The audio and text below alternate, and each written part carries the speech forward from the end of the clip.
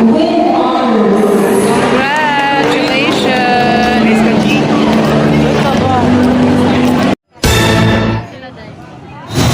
guys, for today's video guys, recognition is ang anak guys sa Diregi Hills sa Complex Argao. So malipayan kita guys kaysa spite sa mga kahago, kakapoy sa trabaho. So makasakag mo sa stage ni guys every year. Sa nangkamot kita kong anak ni guys. Sa kung sa kalisod sa eskwela, sa nangkamot so kita mga ginikanan malipayan gihapon ta guys.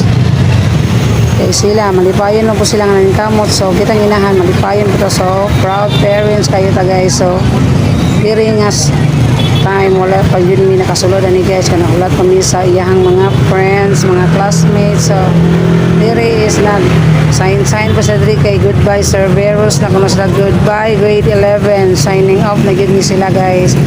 So, grade 12, so mag-uban naghapon sila pero depende ani sa uban nga section o dili mamalin sa syudad.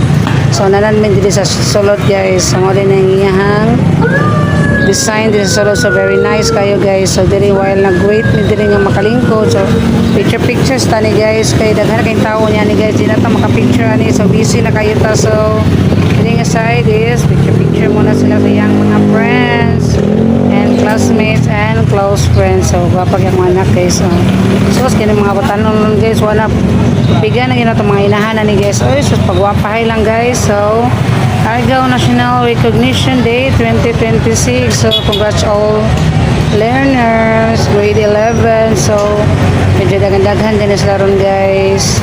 So, nagsugod na siya mga 2 o'clock. So, diri nga side, mga yums ni diri guys. Sa saat lang is 8 p.m. So, may daghan-daghan din ang yums ron guys. So, yums mo na kong anak. So, diri nga siya nga dapit nga side. So, na may diri sa oo. So, after ana is na processional na guys. Ang gawa sa kanan guys. Sa ako na diri ko lang diri sa sulod. Daghan-daghan itaw sa gawa. So, pati na kong anak hindi ako makilat sa sulod para dali ra makita. So, pagpapalin niya siya guys. So,